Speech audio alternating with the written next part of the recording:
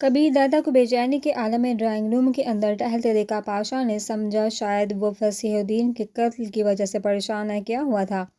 اس نے اندر داخل ہوتے ہی پوچھا۔ اسے دیکھتے ہی کبیر دادا کے قدم رکے تھے۔ تجوری سے رقم کس نے نکالی تھی؟ اس نے پاشا کے سر پر بم پھوڑا۔ یقیناً فارسی نے تو نہیں نکالی ہوگی۔ پاشا اطمینان بڑے انداز میں صوفے پر بیٹھ گیا۔ کھڑے ہو کر بات کرو۔ کبیر دادا کے لہجے میں کوئی ایسی بات ضرور تھی کہ پاشا کا دل ناخوشگوار انداز میں دھڑکنے لگا تھا۔ جی؟ وہ ہونٹ بیندے ہوئے کھڑا ہو گیا۔ تجوری سے پیسے کس نے نکالے تھے؟ کبیر دادا نے سوال دہرایا۔ اس بارے ہم پہلے بات کر چکے ہیں، میں سچ جاننا چاہتا ہوں۔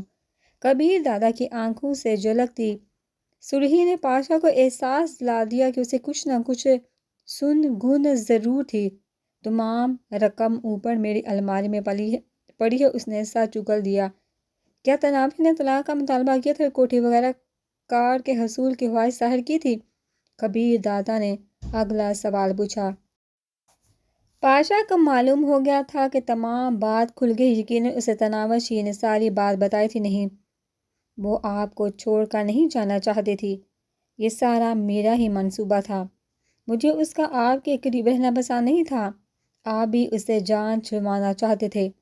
مجبوراً مجھے یہ ڈرامہ ترتیب دینا پڑا۔ پاشے نے لولے لنگڑے دلال کا سہارا لینے کے بجائے حقیقت بیان کر دی۔ یاد ہے میں نے کہا تھا کہ اسے ہراش نہیں آنا چاہیے۔ کبیر دادا کی آواز میں شامل غصہ اس کے لیے غیر متوقع تھا۔ ہاں؟ پاشا نے کچھ کہنے کے لیے لب کھولنے چاہے مگر چہرے پر پڑنے والے تھپڑ نے اسے پوری بات نہیں کرنے دی تھی۔ گھٹیا انسان، اس کی حفاظت کس نے کرنا تھی؟ کبیر دادا کے اگلے تھپڑ نے اسے فرش پر اچھال دیا۔ وہ قالین سے اٹھ کر باچو سے رستہ خون صاف کرنے لگا۔ تمہاری بے پرواہی اور گندے منصوبے کی وجہ سے اس غلیظ فاضل نے میری بیوی کو بے لباس کیا، اس کے پاکیزہ جسم کو چھوا جس کے بال کبھی غیر مرد نے نہیں دیکھے۔ وہ کپڑوں کے بغیر اپنی عزت بچانے کی بھیک مانگ رہی تھی، اور یہ سب تمہاری وجہ سے ہوا ہے، تمہاری وجہ سے۔ کبیر دادا نے اس پر لاتوں اور گھونسوں کی بارش کر دی۔ پاشا نے ان ٹھوکروں سے بچنے کی کوشش نہیں کی تھی۔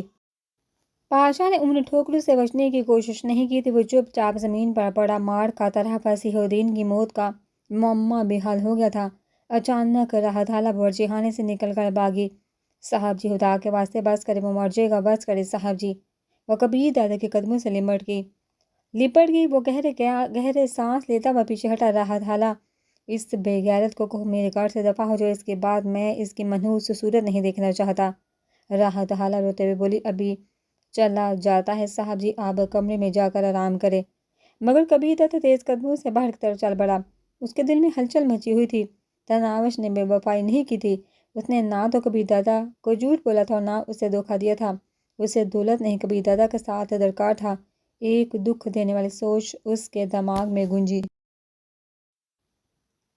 جانے وہ کتنا روتی رہی ہوگی، کیسے مجھے آوازیں دیتی رہی ہوگی، کیسے کیسے صفائیاں پیش کرتی رہی ہوگی، اور میں اسے دھوکے باز سمجھ کر کوستا تھا۔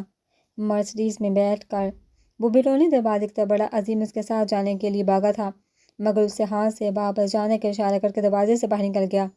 ڈرائنگ روم میں راحت حالہ چیرے ہوئے ملازم کو بلا رہی تھی۔ عظیم اسی طرح بڑھ گیا۔ وہاں پاشا کو زخمی حالت میں بے ہوش پڑا دیکھ کر وہ حیران ہے کیا تھا، کیا ہوا؟ اس نے پریشان ہو کر پوچھا۔ سیڑھیوں سے گر گئے ہیں، اب انہیں کمرے میں لے جانا ہوگا۔ راحت حالہ نے اصل بات بتانا مناسب نہیں سمجھا تھا۔ عظیم بچہ نہیں تھا کہ اس کے جھوٹ سے بہل جاتا، مگر اس نے کلیدنے کی بجائے ملازموں کو پاشا کو اٹھانے کا اشارہ کیا۔ تھوڑی دیر بعد انہوں نے پاشا کو اس کے کمرے میں منتقل کر دیا۔ راحت حالہ وہیں اس کی تیمارداری کرنے لگی۔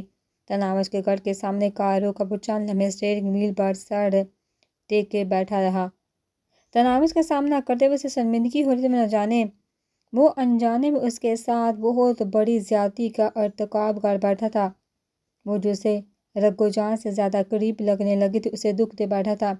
اس کے دماغ میں تنابش کا آڑی لہجہ گونجا، آپ ٹھیک نہیں کہہ رہے ہیں، میں اللہ پاک کی قسم کھاتی ہوں، میں نے آپ کی تجوری کو ایک بار بھی کھول کر نہیں دیکھا، اور میں نے اپنے کانوں سے سنا جب آپ پاشا بھائی کو کہہ رہے تھے کہ کسی بھی قیمت پر مجھ سے آپ کی جان چھڑوا دیں۔ اسی وجہ سے پاشا بھائی نے کوٹھی وغیرہ کی بات کی تھی، لیکن میں نے منع کر دی۔ آپ ابھی پاشا بھائی سے تصدیق کر سکتے ہیں کتنا ناراض اور درد و غم سے بڑا لہجہ تھا اس کا، جانے وہ اسے معاف کرنے پر تیار ہوتی یا نہیں۔ بہرحال کچھ بھی تھا، وہ اس سے ایک بار معافی ضرور مانگنا چاہتا تھا۔ وہ کار سے اتر کر دروازے کی طرف بڑھا۔ دروازے کا ایک پرد آدھا کھلا ہوا تھا۔ اس کے جانے کے بعد انہیں دروازہ بند کرنا بھول گیا تھا۔ ماں بیٹی پریشان ہی اتنی زیادہ تھی، اور پریشانی میں ایسی بے پروائیاں تو ہو جایا کرتی ہیں۔ ماں بیٹی رات کو چارپائی صحن میں ڈال لیا کرتی، لیکن اس دن انہیں یہ بھی یاد نہیں رہا تھا۔ کمرے کی طرف جاتے ہوئے اس کے قدم من من وزنی ہو رہے تھے۔ دروازے کے قریب پہنچتے اس کی نظر تناوش پر پڑی۔ وہ ماں کی گود میں سر رکھ کے لیٹی تھی۔ وہ گلا کھنگار کر دروازے کے اندر داخل ہوا۔ اس پر نظر پڑتے ہی تناوش اٹھ بیٹھی تھی۔ ماں سیاہ آنکھوں میں حسرت بڑے وہ اس کی طرف متوجہ ہو گئی۔ حالانکہ میں تناوش سے اکیلے میں بات کرنا چاہتا، وہ بشریٰ کو مخاطب ہوا۔ کر لو بیٹا، وہ سر ہلاتی ہوئی کمرے سے باہر نکل گئی۔ جاتے ہوئے دروازہ بند کرنا اس جہاں دیدہ عورت کو نہیں بھولا تھا۔ اس کے باہر جاتے ہی وہ تناوش کی طرف متوجہ ہوا۔ میں طلاق نہیں لینا چاہتی، اس نے سستی بڑھتے ہوئے ایسے انداز میں کہا کہ کبیر دادا کے دل پر زوردار غصہ لگا تھا۔ وہ ابھی تک بے اعتباری میں پڑی تھی۔ جانے کبیر دادا کے دل میں کیا سمائی کہ اس نے دونوں ہاتھ دائیں بائیں کھول دیے، یوں جیسے اسے گلے لگنے کی دعوت دے رہا ہو۔ تناوش کے چہرے پر چھائی حسرت بڑی اذیت نے حیرانی اور پھر بے پایا خوشی کا روپ دھارا، اور وہ چارپائی سے اٹھ کر اس کی جانب دوڑی۔ اگلے لمحے اس کا نازک ملائم خوشبودار وجود کبیر دادا کی باہوں میں تھا۔ کبھی نہیں دوں گا میری جان، کبھی بھی طلاق نہیں دوں گا، ہمیشہ پاس رکھوں گا اپنی تناوش کو، مجھے معاف کر دو، انجانے میں تمہیں دکھ دے بیٹھا۔ تم میرا اقرار سننے کی خواہاں تھی، لو میں اقرار کرتا ہوں، تم مجھے دنیا کی ہر چیز سے زیادہ پیاری، ہر شے سے زیادہ عزیز، اور ہر شے سے زیادہ میرے دل کے قریب ہو۔ تم چاہتی تھی کہ تمہیں محبت پر القابات سے پکاروں، تمہیں چندہ گڑیا جانو کہوں، ایسے ہی پکاروں، میری گڑیا، میری چندہ، میری شہزادی۔ کبیر دادا نے بڑے زور سے اسے اپنے ساتھ بھیج لیا تھا۔ تم میری گود میں لیٹنا چاہتی تھی نا، ساری رات لٹاؤں گا میری گڑیا۔ تم میرے ہاتھ سے پہلا نوالہ کھانا چاہتی تھی، اب برا کھانا کھلاؤں گا تمہیں۔ میری شراب نوشی بری لگا کرتی تھی، وعدہ کرتا ہوں کبھی تمہارے سامنے نہیں پیوں گا۔ دوسری لڑکیوں کا میرے قریب آنا برا لگتا تھا، اب کوئی نہیں آئے گی۔ کسی اور سے ملنا تو درکنار، کسی اور کی طرف دیکھوں گا بھی نہیں۔ بس ایک بار مجھے سچے دل سے معاف کر دو۔ معاف تو نہیں کروں گی۔ اس نے کبیر دادا کی چھاتی سے چہرہ اٹھا کر اس کی آنکھوں میں جھانکا۔ اس کی پرکشش آنکھوں سے اس وقت بھی لگاتار آنسو بہہ رہے تھے، مگر یہ خوشی کے آنسو تھے۔ وہ اپنے لبوں سے اس کے آنسو چنتے ہوئے بولا، بہت دکھ دیے ہیں اپنی گڑیا کو، ہے نا؟ وعدہ کرتا ہوں اب کبھی ان پیاری آنکھوں میں آنسو نہیں آنے دوں گا میں۔ مجھے شاپنگ کرواؤ گے نا؟ اس نے ناز بڑھے لہجے میں پوچھا۔ جس وقت کہو گی اسی وقت لے چلوں گا۔ ساحل سمندر پر لے جاؤ گے؟ روزانہ لے جاؤں گا، اور تمہیں پاؤں میں موچ آنے کا بہانہ بھی نہیں کرنا پڑے گا۔ رات کو جلدی کر آؤ گے، باڑ میں جائے کام، رات کو کہیں جاؤں گا ہی نہیں۔ صبح کام پر جانے سے پہلے کم از کم 2 گھنٹے میرے ساتھ گپ شپ کرو گے؟ میں تو 3 گھنٹے کا سوچے ہوئے تھا، اگر تم یہ چاہتی ہو تو ٹھیک ہے، مرضی ہے، بہرحال تمہاری چلے گی۔ گھر میں شراب کی بوتل نظر نہیں آئی کہ وہ ساری باتیں منانے پر تل گئی تھی۔ جب نظر آئے اسی وقت توڑ دینا۔ کبیر کہہ کر بلاؤں گی؟ وہ مسکرایا، ٹھیک ہے، لیکن کبھی کبھی تو سرتاج کہہ لوں گی نا؟ ہر وقت کہوں گی کبیر میرے سرتاج، میرے مالک، میرے سائیں، میرے سب کچھ۔ کبیر دادا نے اسے بازو میں بڑھ کر اوپر اٹھایا اور چارپائی پر لا کر لٹا دیا۔ وہ خود اس کے ساتھ بیٹھ کے، تو اب تو معاف کر دیا ہے نا؟ سوچوں کہ وہ ناز سے مسکرائی، تو سوچنے کے لیے کتنا وقت چاہیے؟ یہی کوئی 50-60 سال۔ وہ مزاحیہ انداز میں بولا، ٹھیک ہے پھر میں چلتا ہوں، 50 سے 60 سال بعد آ جاؤں گا، تمہاری رائے لینے رو دوں گی، اس نے دھمکی دی۔ تو پھر معاف کر دو نا، تاکہ میں کہیں بھی نہ جاؤں۔ نہیں کروں گی معاف، اور کہیں جانے بھی نہیں دوں گی۔ زیادتی تو ہے، لیکن اپنی ملکہ کا حکم ٹالا بھی تو نہیں جا سکتا۔ کبیر دادا نے بے بسی ظاہر کی۔ ہا ہا ہا۔ تناوش کے سریلے قہقہے سے کمرے کی فضا بھی گنگنا اٹھی تھی۔ میں بھلا اپنے کبیر سے خفا ہو سکتی ہوں؟ اسی وقت دروازے پر دستک ہوئی۔ کبیر دادا فوراً اس سے دور ہو گیا۔ بشریٰ کی آواز سنائی دی، بیٹا کھانا تیار ہے؟ تناوش نے کل سے کچھ نہیں کھایا، اس نے دروازہ کھولے بغیر کہا تھا۔ لے آؤ ماں جی، میں نے بھی نہیں کھایا۔ کبیر دادا نے پہلی بار اسے یوں پکارا تھا۔ ابھی لائی بیٹا، بشریٰ کی آواز میں خوشی بڑی تھی۔ میں تو نہیں کھاؤں گی، تناوش نے اس کا منہ چڑھایا۔ کبیر دادا نے کہا، نہ کھاؤ، مجھے تو کھلاؤ گے؟ یقین مانو 2 دن سے کچھ نہیں کھایا۔ کیا؟ کیوں؟ مجھے ہی تو پڑی تھی۔ تمہارے بغیر سانس لینا دشوار ہو گیا تھا۔ تم کھانے کو رو رہی ہو، اتنی پیاری لگتی ہو۔ اس نے ہاتھوں کے پیالے میں کبیر دادا کا چہرہ باڑھ لیا۔ نہیں، اتنی سی تھوڑا زیادہ۔ کبیر تناوش کے لہجے میں بلا کی چاہت موزاں تھی۔ وہ وار فارتگی سے بولا، جی، اور پھر وہ مسلسل کبیر کبیر کبیر کبیر کہتی گئی اور وہ جی جی جی جی کرتا گیا۔ دروازے پر ہونے والے دستک نے انہیں خاموش کرا دیا تھا۔ بشرا بیٹی کے چہرے چھائی بے پایا خوشی دیکھتے سمجھ گئی تھی۔ اس نے من کی مراد پا لی۔ آپ لوگ کھانا کھائیے، میں 2-3 کام نپٹا لوں۔ کھانے کے لیے ان کے درمیان رکھ کر وہ باہر نکل گئی۔ وعدہ بھول تو نہیں گیا نا؟ نوالہ توڑنے سے پہلے تناوش اسے یاد دلانے لگی اور کبیر دادا نے مسکراتے ہوئے نوالہ اس کے منہ کی طرف بڑھا دیا۔ کھانے کے بعد کبیر دادا اسے بتا رہا تھا کہ پاشا نے کس طرح ان کے درمیان غلط فہمی پیدا کی تھی۔ بھائیوں کو ایسا نہیں کرنا چاہیے تھا۔ ناراض ہونے کے باوجود تناوش نے اسے احترام ہی سے پکارا تھا۔ اچھا اٹھو نا، گھر چلیں۔ وہ اٹھلاتے ہوئے بولی، میرے پاؤں میں تو موچ آئی ہوئی ہے۔ تو کیا؟ کبیر دادا نے کھڑے ہو کر اسے باہوں میں بھرنا چاہا۔ نہ کرے نا، امی جان دیکھ لیں گی۔ وہ جلدی سے کھڑی ہو گئی۔ کبیر دادا مسکرا دیا تھا۔ اچھا امی جان سے اجازت تو لینا۔ مجھے تو شرم آ رہی ہے، بہت بڑی بے شرم تو میں ہوں نا۔ تناوش نے اسے زبان نکال کر چرائی۔ کبیر دادا مصنوعی سنجیدگی سے بولا، اچھا ٹھیک ہے، پھر میں 2-3 دن بعد تمہیں لینے آ جاؤں گا۔ وہ چلائی، جان لے لوں گی میں اپنی۔ تو پھر پوچھو نا۔ آئیے پوچھ لیتی ہوں۔ یہ کہتے ہیں وہ چلائی۔ ماں، جی ہاں بیٹا۔ وہ دروازے پر نمودار ہوئی۔ آپ کے داماد مجھے اپنے ساتھ لے جانا چاہتے ہیں۔ میں نے کہا بھی ہے کہ 2-3 دن ماں جی کے ساتھ گزار کر آ جاؤں گی، مگر یہ نہیں مان رہے، اس لیے اجازت دیں۔ بشرا اس کی ماں تھی۔ ترکی بترکی بولی، کبیر بیٹے کو میں منا لوں گی، تم لیٹو آرام کرو۔ تنگ کرنے کا موقع سے نہ جانے دینا۔ منہ بناتے ہوئے تناوش آگے بڑھے، ماں سے لپٹ گئی۔ صدا خوش رہو میری جان۔ بشرا نے اس کے ماتھے پر بوسہ دیا اور وہ کبیر دادا کے ہمراہ چل بڑی۔ کار کے قریب پہنچتے کبیر دادا نے اس کے لیے دروازہ کھولا اور اس کی نشست سنبھالتے ہی گھوم کر ڈرائیونگ سیٹ پر بیٹھ گیا۔ راستے میں ایک پھول والی کے قریب سے گزرتے اس نے تناوش کے لیے گجرے خریدے اور خود ہی اس کے ریشمی کلائیوں میں پہنا دیے۔ تناوش خوشی کے 7ویں آسمان پر اڑ رہی تھی۔ کبیر دادا اسے اتنی محبت ملنے کو اس نے خواب میں بھی نہیں سوچا تھا۔ گھر میں داخل ہو کر اس نے کار اندرونی عمارت کے سامنے روکی اور نیچے اترنے سے پہلے بولا، نیچے نہ اترنا، میں خود تمہارے لیے دروازہ کھولوں گی۔ اس کی آنکھوں میں آنسو آ گئے تھے۔ اتنی محبت نہ دو کبیر، ایسا نہ ہو سنبھالی ہی نہ جا سکے۔ تم نہیں جانتی تمہارے بعد یہ دل کن حسرتوں کا شکار رہا۔ میں تو اپنے لیے تمہیں ہمیشہ کے لیے کھو چکا تھا، اب اتنی آسانی سے واپس مل گئی ہو تو کچھ نخرے تو اٹھانے دو نا اپنی لاڈلی بیوی کے۔ یہ کہتے ہی وہ نیچے اتر گیا۔ تناوش محبت پاش نظروں سے اس کی طرف دیکھ رہی تھی۔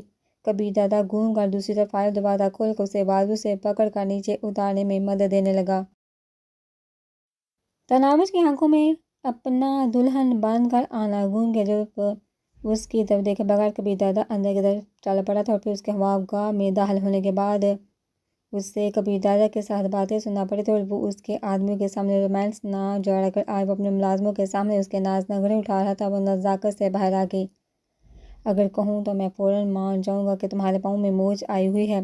مجھے لاج آئی کہ اس نے حیا سے آنکھیں جھکا لی۔ بس ساری مستیاں اور تیز تراری ختم ہو گئی۔ کبیر دادا نے مسکرا کر اس کا ہاتھ تھاما اور ساتھ چلا کر کمرے میں لے جانے لگا۔ تناوش گویا ہواؤں میں اڑتی ہوئی اس کے ساتھ بڑھ گئی۔ خوابگاہ میں داخل ہوتے ہی وہ چیخی تو پڑی تھی، یہ کیا؟ وہ چاروں طرف بکھرے سامان کو دیکھتے ہوئے کبیر دادا کی طرف متوجہ ہوئی۔ وہ اطمینان سے صوفے پر نشست سنبھالتے ہوئے بولا، تمہارے بغیر اپنی یہی حالت ہے۔ اسے شاکی نظروں سے گھورتے ہوئے اس سامان کو ترتیب سے رکھنے میں مصروف ہوگی اور کبیر دادا ٹانگ پر ٹانگ رکھ کے بیٹھا اس سے محبت بڑی نظروں سے گھورنے لگا۔ یار کیا مصیبت ہے، ابھی سونے کے لیے لیٹا تھا۔ نوشاد افریدی کی جلاتی ہوئی آواز نے ہلاک حسین کے لبوں پر مسکراہٹ بکھیر دی تھی۔ اس کی جلاہٹ کو ہاتھ پر میں نہ لاتے ہوئے بولا، میں بس تمہاری کوٹھی پر پہنچنے والا ہوں، ایسی بھی کیا مصیبت آن پڑی، یہ باتیں کال پر بتانے والی نہیں حضرت، ورنہ میں گھر بیٹھے تمہیں کال کر سکتا تھا۔ اچھا میں منتظر ہوں۔ نوشاد افریدی رابطہ منقطع کر کے پہلو میں لیٹی نغمہ بیگم کی طرف متوجہ ہوا۔ معذرت جان من، شاہ جی کسی ضروری کام کے سلسلے میں ملنے آ رہے ہیں، اس لیے تم سو جاؤ۔ سلیپنگ گاؤن پہن کر وہ ڈرائنگ روم میں نکل آیا۔ اس کے ملازم اخلاق حسین سے اچھی طرح سے واقف تھے، اس لیے اس نے گیٹ پر اطلاع دینے کی ضرورت محسوس نہیں کی تھی۔ تھوڑی دیر بعد اخلاق حسین اس کے سامنے موجود تھا۔ رسمی کلمات کی ادائیگی کے بعد وہ اس کے ساتھ ہی باہر گیا۔ نیند بھگانے کے لیے وہ پہلے سے ملازم کو کافی بنانے کا کہہ چکا تھا۔ بات چیت شروع ہونے سے پہلے ملازم نے انہیں کافی پیش کر دی تھی۔ فرمائیے شاہ صاحب، کون سی بات تمہیں آرام نہیں کرنے دے رہی تھی؟ یار نوشاد، اتنی موٹی شست بھی نہ رکھو، تمہیں بالکل اندازہ ہی نہیں کہ حالات کون سا روح اختیار کرتے جا رہے ہیں۔ اچھا ہوا کیا ہے؟ اخلاق حسین نے منہ بناتے ہوئے جواب دیا۔ کھوتی کا اثر ہوا کہ فصیح الدین کا قتل تمہارے نزدیک کوئی بات نہیں، اور اس قتل کے بعد کبیر دادا کے لیے جو گڑھا کھودا جا چکا اس سے تم لا علم ہو۔ یہ ایسی انہونی اطلاع تو نہیں جو مجھے بستر سے اٹھا کر بتائی جائے۔ باقی خوش قسمتی سے ہم اس سازش میں ہم برابر کے شریک تھے۔ سارا منصوبہ کس کا تھا؟ نوشاد نے کہا۔ ایس پی کا اخلاق منحوس لہجے میں بولا۔ تمہارا کیا خیال ہے؟ یہ ایس پی کبیر دادا کے بعد اپنی سازشوں سے رکنے والا ہے؟ میں سمجھا نہیں۔ نوشاد کے لہجے میں حیرانی تھی۔ اخلاق نے لہجے میں طنز سمویا۔ ہاں، اگر گینگسٹر بھی ہو تو پٹھانی والے جراثیم اس میں موجود ہی رہتے ہیں۔ گویا تم ایس پی سے خطرہ محسوس کر۔ نوشاد نے 2 جمع 2 4 کیا۔ کیا تمہیں نہیں ہو رہا؟ بولیے۔ ایس پی کے الفاظ کی ہماری نگرانی بے قرار تھا۔ اسے معلوم ہے کہ ہم دونوں ہی کبیر دادا کی رکھیل پر بری طرح سے فریفتہ ہیں۔ اس کے علاوہ بھی جانے ہمارے بارے کون کون سے معلومات اس نے اکٹھی کر کی ہوں گی۔ یہ بھی ممکن ہے کہ فصیح الدین کے بعد ہم دونوں میں سے کسی ایک کی باری ہو، بلکہ کبیر دادا کے ساتھ تمہاری دشمنی کا چرچا ہے۔ میں تو صلح کر چکا ہوں، اس کے بعد سے اپنے گھر تقریب میں بلا کر بھی اعلیٰ ظرفی کا ثبوت دے چکا ہوں۔ نوشاد الجھتے ہوئے لہجے میں بولا۔ ایس پی ہمارا دوست ہے یار، اسے ہمارا استعمال کرے۔ ہم کبیر دادا کے خلاف ہیں اور اسے کبیر دادا سے سب سے زیادہ خطرہ ہے، بس وہ ہمارے قریب ہو گیا ہے، اور یاد رکھنا اس کے فصیح الدین سے بھی بہت اچھے تعلقات ہیں۔ پھر کیا کیا اس کے ساتھ؟ نوشاد شکست سے تسلیم کرتا ہوا بولا۔ اچھا ٹھیک ہے، تم مجھے ڈرانے میں کامیاب ہو گے۔ اب یہ بتاؤ کرنا کیا ہے؟ جن 2 آدمیوں نے کبیر دادا کی رکھیل کو اغوا کیا تھا میں انہیں جانتا ہوں۔ اخلاق حسین نے گویا انکشاف کیا تھا تو نوشاد افریدی نے سوالیہ نظر اٹھائی۔ تو یہ خان صاحب کے ان دونوں کے بارے اگر پاشا کا معلوم ہو جائے تو اسے سازش کے بارے میں بھی معلوم ہو جائے گا، اور یہ بھی کہ سازش کس کی ہے۔ نوشاد نے نفی میں سارا اس سے کبیر دادا کو اپنے خلاف بے گناہی کا ثبوت ہی ملے گا اور کچھ نہیں ہوگا۔ اخلاق حسین ہنسا۔ کبیر دادا بچے گا تو اپنے خلاف بے گناہی حاصل کرے گا نا یار، میری سمجھ میں کچھ نہیں آ رہا۔ نوشاد الجھ گیا تھا۔ اچھا اب بات سمجھنے کی کوشش کرنا۔ ہم نے مل کر شمشیر دادا کو کراچی بلانا، اور یہاں آ کر اگر وہ کبیر دادا سے دیرینہ تعلقات کی بنا پر اسے قتل نہیں بھی کرتا تب بھی وہ اس کی رکھیل کو معاف نہیں کرے گا۔ ہاتھ کا اسے دیکھنے کے بعد تو یہ ممکن ہی نہیں کہ شمشیر دادا جیسے عورتوں کے شکاری سے یہ چھوکری بچے۔ اب یہاں 2 باتیں متوقع ہیں۔ پہلی یہ کہ کبیر دادا اپنے رکھیل کو بچانے کے لیے شمشیر دادا کے قدموں میں گر جائے گا، مگر میں جانتا ہوں اس طرح بھی اس نے ایک بار تنہائی میں اس کے ساتھ وقت ضرور گزارنا ہے۔ اگر تو کبیر دادا جان بچانے کی خواہش میں یہ بے غیرتی برداشت کر لیتا ہے تو اس کی جان بچ جائے گی، اور جو ہی شمشیر دادا واپس جاتا ہے اگر کبیر دادا تک ایس پی کی سازش کی ساری بات پہنچائی جائے تو سوچو وہ ایس پی کے ساتھ کیا کرے گا۔ دوسرا، اگر وہ غیرت کا مظاہرہ کرتا ہے اور اپنی چمک چلو کے لیے شمشیر دادا سے ٹکرا جاتا ہے تب اس کی موت یقینی ہے، اور شمشیر دادا کے جانے کے بعد ہم بادشاہ تک سازش کی کہانی پہنچا دیں گے، وہ کبیر دادا کا بدلہ لے لے گا۔ دونوں صورت میں ایس پی تو گیا کام سے، تو اس بارے کل بھی بات ہو سکتی تھی۔ اتنا وقت نہیں ہے جگر۔ ایس پی نہایت قائل شخص ہے، اس سے پہلے کہ وہ ان دونوں کو ختم کر دے تمہیں دونوں کو مرز عام سے ہٹانا ہوگا۔ چند دن انہیں اپنے پاس قید رکھو۔ نوشاد نے کہا۔ ہو سکتا ہے ایس پی نے آج تک انہیں ختم کرا دیا ہو۔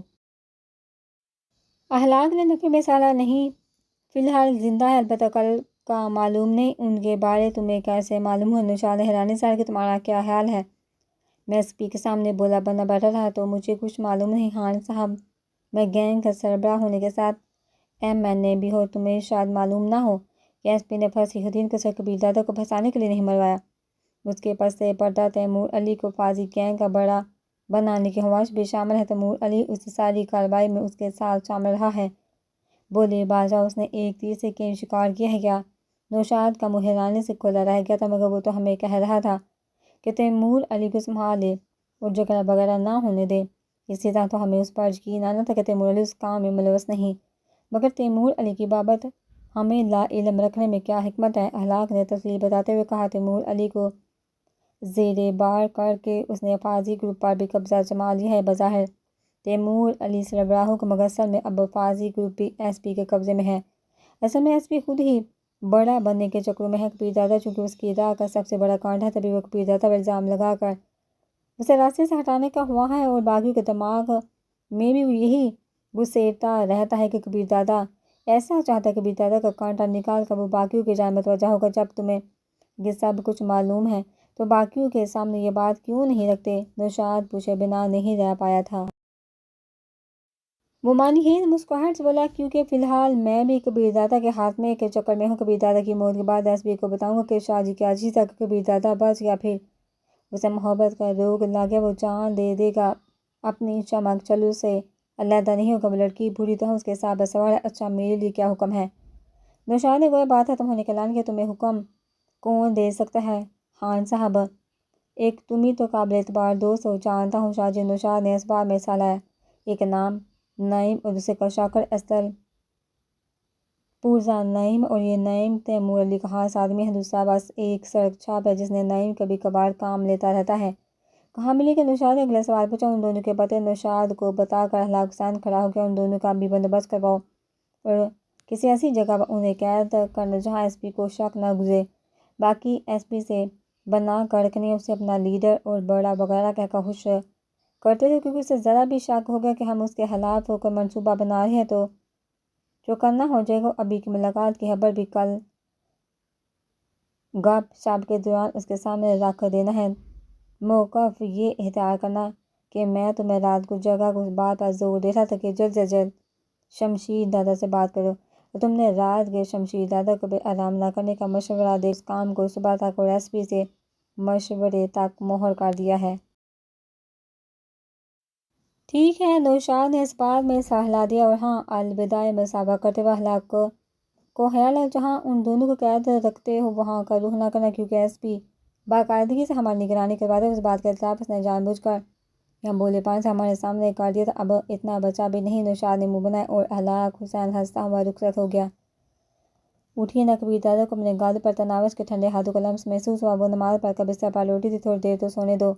آنکھیں بند کیے ہوئے نیند سے بوجھل آواز میں بولا تناوش اطمینان بھرے لہجے میں بولی، صبح 2 گھنٹے کی گپ شپ کرنے کے وعدے کی تکمیل کا وقت آن پہنچا ہے۔ سرتاج گڈیا 8 بجے اٹھ کر 10 بجے تک باتیں کر لیں گے نا۔ کبیردادا اٹھنے کے موڈ میں نہیں تھا۔ تناوش کی ملائم انگلیاں اس کے بالوں میں گھسی، اس کے ساتھ ہی وہ گنگنائی، اچھا ٹھیک ہے، میں آپ کو 8 بجے جگاؤں گی۔ تمہیں نیند نہیں آ رہی؟ کبیردادا نے آنکھیں کھولتے ہوئے اس کے روشن چہرے پر نگاہ دوڑائی۔ سو گئی تو شاید دیر سے آنکھ کھلے، پھر آپ کو جانے کی جلدی ہوگی اور آپ اطمینان سے گپیں نہیں ہانک سکیں گے، کیونکہ اب آپ نے سارے کام دن ہی دن میں نپٹانے کا وعدہ کیا ہوا ہے۔ تم اتنا گہرائی میں سوتی رہتی ہو؟ سونے کا ارادہ ترک کرتے ہوئے کبیردادا نے اسے قریب کھینچا۔ وہ کھوئے کھوئے لہجے میں بولی، خود بخود ہی ایسی سوچیں آتی ہیں، نہ جانے کیسے کیسے الٹے سیدھے خیالات دماغ میں پلتے رہتے ہیں۔ اپنی بے بساطی اور کمزوری کا احساس کسی پل چین نہیں لینے دیتا۔ آپ سے بچھڑنے، دور ہونے اور دھتکارے جانے کا خوف ہر وقت دل دھڑکاتا رہتا ہے۔ پاگل ہو تم؟ کبیردادا نے اس کے سر پر لپیٹا ہوا دوپٹہ اتارتے ہوئے اس کے ریشمی بالوں کو بکھیرا۔ تم نہیں جانتے تم میرے لیے کیا ہو۔ حقیقت یہ ہے کہ تم اس وقت میرے دل پر قابض ہو گئی۔ اس وقت میرے دل پر قابض ہو گئی تھی جب پہلی بار تم پر نظر پڑی تھی۔ اس کے بعد دل و دماغ کا جھگڑا شروع ہو گیا، یہاں تک کہ حسب روایت دل جیت گیا، اور دماغ کو مانتے ہی بنے کہ میری زندگی کے لیے میری گڑیا، میری چندا، میری تناوش اتنی ہی ضروری ہے جتنا کہ سانس لینا۔ وہ ناز سے مسکرائی۔ شاعری اور جھوٹ بولنا ایک ساتھ شروع کر دیا ہے کیا؟ میری محبت جھوٹ ہے؟ کبیردادا نے اس کی جھیل جیسی آنکھوں میں غوطہ لگایا۔ جانتے ہیں آپ کی آمد سے پہلے میں اس جسٹس سے مدد مانگنے جا رہی تھی، پھر آپ وہاں آئے۔ میری دنیا ہی بدل گئی۔ زندگی میں اتنا اچھا کبھی کوئی نہیں لگا تھا جتنے آپ لگ رہے تھے۔ میرے سمجھ میں نہیں آ رہا تھا کہ کون سی ایسی کوشش تھی جس نے مجھے لپیٹ میں لے لیا تھا۔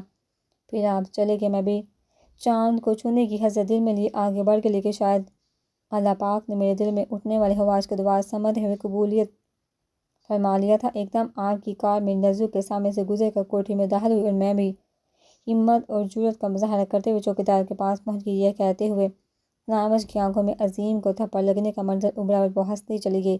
یاد عظیم کو میری وجہ سے کیسے تھپڑ پڑا تھا، بیچارہ آخری وقت تک مجھ پر شک کرتا تھا، اور جب میں یہ کہہ کر چل پڑی کہ ٹھیک ہے آپ جانے اور آپ کا دادا، تب اس نے جھجکتے ہوئے دروازے پر دستک دی تھی۔ اس کی دستک سے میری قسمت کا دروازہ کھل گیا، لیکن اس بیچارے کو مار پڑ گئی۔ وہ پھر ہنسنے لگی۔ کبیر دادا محبت سے اسے دیکھنے لگا۔ ایسے کیا دیکھ رہے؟ یہ کبیر دادا کی آنکھوں سے پوچھی چاہت ہی تھی جس نے تناوش کو شرمانے پر مجبور کر دیا تھا۔ سچ کہو تم ہو اتنی پیاری اب مجھے لگ رہی ہو۔ وہ وار فردگی سے بولی، میں آپ کو اچھی لگتی ہوں، اتنا ہی میرے لیے کافی ہے۔ آج شاپنگ کے لیے چلو گی؟ اس کے چہرے پر بے پناہ خوشی ابھری۔ ڈھیر سارا میک اپ کا سامان لوں گی، چوڑیاں، کنگن، مہندی بھی، غرارہ، لہنگا، ساری بھی خرید لوں گی۔ 2 انگوٹھیاں، ایک لاکر جس میں آپ کی تصویر ڈال کر گلے میں لٹکاؤں گی، ایک پرس، شولڈر بیگ، سینڈل، جوتے اور باقی جانے سے پہلے لسٹ بنا لوں گی۔